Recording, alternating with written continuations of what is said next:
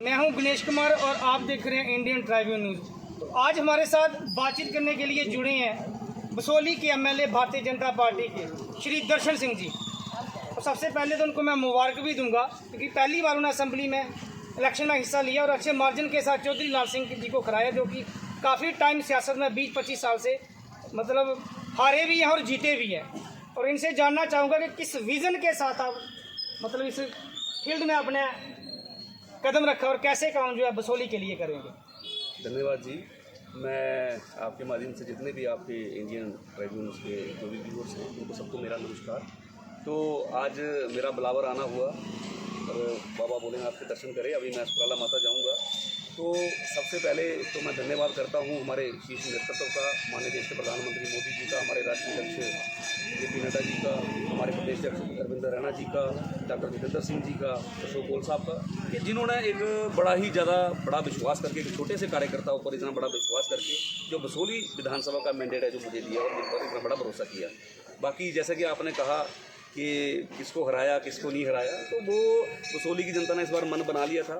और मैं एक बात आपसे और शेयर करना चाहता हूँ कि बसोली का एक बड़ा ही दुर्भाग्य रहा कि दशकों तक, कम से कम 6 दशक तक जिन्होंने वहाँ पे राज किया, हुकूमत की, वो लोग बाहर के थे। ऐसे लोग थे ना जिनका वोटर कार्ड था वहाँ, ना राशन कार्ड था, ना आधार कार्ड था, लेकिन दशकों तक उन्होंने वहाँ राज किया, लोगों को सिर्फ गुमराह किया, जात पात के अंदर बांटा, शहर गाँव करके वो राजनीति करते रहे। और कोई भी डेवलपमेंट नाम की चीज़ जो है बसोली में आपने देखा होगा उन्होंने लोगों ने नहीं करवाई है। तो लोग इस बार सोशल मीडिया के टाइम में सब लोग हर चीज़ समझते हैं, तो लोगों ने इस बार पूरा मन बनाया था। उस मन बनाने के कारण आपने देखा होगा कि बड़े ही मार्जिन के साथ में बसोली विधानसभा की जो सीट थी जिताकर लोगों ने भारतीय जनता पार्टी की। तो दूसरा सवाल ये मैं बिलावर में भी मैं अपने पंडित श्री शर्मा से किया था, क्योंकि किसी भी पंचायत को डेवलप करने का काम है सरपंच का। बिलावर में आज तक ऐसा रहा कि सरपंचों ने सुनी नहीं, सही से काम नहीं किए, करप्शन की, अपने लोगों को फ़ायदा देते थे, उनके ऊपर किसी ने शिकंजा नहीं कसा। और मुझे लगता है ये बसोली में भी ऐसा रहा होगा। तो अब क्या आगे क्या मुद्दा है, सरपंच की इलेक्शन आएंगी, क्या सरपंच के ऊपर शिकंजा कसा जाएगा, सही से काम किए जाएंगे ताकि जो लोगों का मतलब दिया हुआ टैक्स का पैसा वही डेवलपमेंट में लगता है तो सही तरीके से यूटिलाइज होगा बसोली के अंदर। देखो जी, मुझे ऐसा लगता है कि धारा 370-35 खत्म होने के बाद में अनेकों प्रकार के जो बदलाव हैं जम्मू कश्मीर में आए हैं, उसमें सबसे बड़ा जो बदलाव था वो 3 टायर सिस्टम था। माननीय देश के प्रधानमंत्री मोदी जी ने जम्मू कश्मीर में 3 टायर सिस्टम मजबूत किया। हमारे अपने पंच बने, सरपंच बने, DDC बने, BDC बने, हमारी पंचायतें पावरफुल हुई।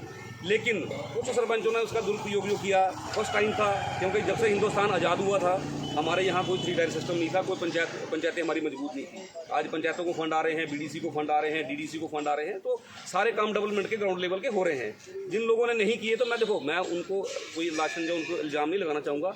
मैं सिर्फ जो भी पंचायत के लोग हैं, हर पंचायत के लोग, मैं सबसे यही निवेदन करना चाहता हूँ कि लोग जागरूक हों, अपना हक लें। जब लोग बोलेंगे भाई इसमें सबसे बड़ा फंडा मोदी सरकार ने ये भी नियम रखा है कि ग्राम सभा होनी चाहिए।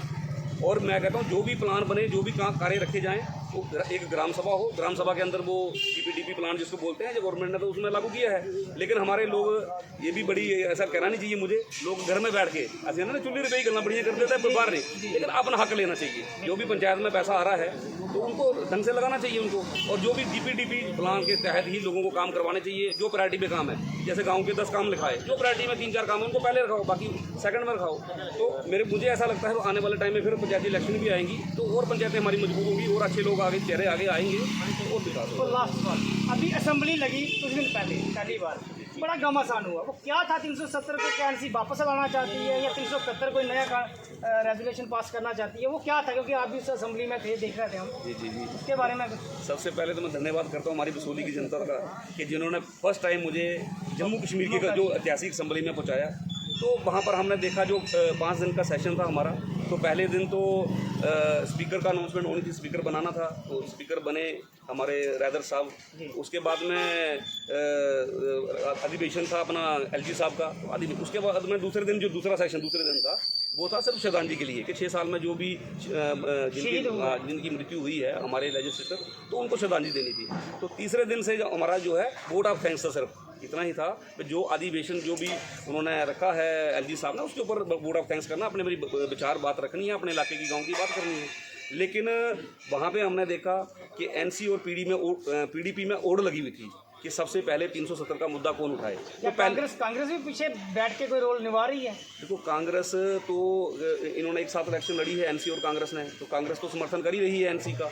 लेकिन पीडीपी और एनसी में ऐसी उड़ लगी थी, उन्होंने 370 पहले कौन लाए, तो पहले दिन ही जो उसमें सेशन में था ही नहीं, जो वहाँ बिजनेस का पार्ट ही नहीं था, लेकिन गैर संवैधानिक तरीके से उन्होंने वहाँ पे बैनर लहराने लगे 370 के, तो हमने उसका विरोध किया, हमने बैनर फाड़े। और उसके बाद में, क्योंकि भारतीय जनता पार्टी में हमें यही सिखाया जाता है कि कोई भी देश विरोधी गतिविधि होगी, कोई भी पाकिस्तानी एजेंडा होगा, अलगाववादी एजेंडा होगा, तो हम उसको नहीं चलने देंगे। तो उस हिसाब से हमने भरपूर वहाँ पे विरोध किया। लेकिन रैदर साहब ने जब ओथ ली थी तो उन्होंने ये बोला कि आज से मेरा किसी भी पार्टी से कोई लेना देना नहीं है, क्योंकि जो स्पीकर होता है वो कस्टोडियन ऑफ द हाउस होता है। तो उन्होंने बोला कि आज से मैं सबको बराबरी के हिसाब से देखूंगा, सबको बराबरी बोलने का मौका भी दूंगा सबको। तो इस प्रकार की उन्होंने बातें करी। वो आज से मेरा किसी पार्टी से कोई लेना देना नहीं। लेकिन हमें लगा कि भाई इनका 6-7 बार वो एमएलए रहे हैं, बहुत ही एक्सपीरियंस वाले हैं, हमें भी इनका मार्गदर्शन मिलेगा और अच्छा ये करेंगे। लेकिन जब उन्होंने देखा तो वो पूरा पार्टी बन के काम करने लगे, जैसे एनसी के इशारे पर काम कर रहे थे वो। जैसे उन्होंने उमर अब्दुल्ला उनको इशारा किया कि कोर्ट को एडजॉर्न कर दो, एडजॉर्न कर दी। तो इस प्रकार के वो काम कर रहे थे। हमारे माइक बंद रखे, हमें बोलने दिया गया एनसी पीडीपी के माइक से वो 2 लाना चाहती है एनसी जो पहले था। देखो, वो जो स्पेशल जो स्टेटस की वो बात कर रहे हैं, उन्होंने स्पीकर साहब ने भी अपने उसमें बाइट में कहा कि ये 370 ही है। तो वो सिर्फ कश्मीरियों को बेवकूफ़ बना रहे हैं। माननीय देश के प्रधानमंत्री मोदी जी ने कहा कि 370 कभी भी वापस नहीं आ सकता है। इसको मैं कवर के अंदर गाड़ चुका हूँ। स्टेटहुड वापस मिल सकती है, हमने उनको कहा स्टेटहुड को वापस मिलेगी। और माननीय देश के प्रधानमंत्री मोदी जी ने, अमित शाह जी ने बार बार बात करी है कि हम स्टेटहुड वापस देंगे।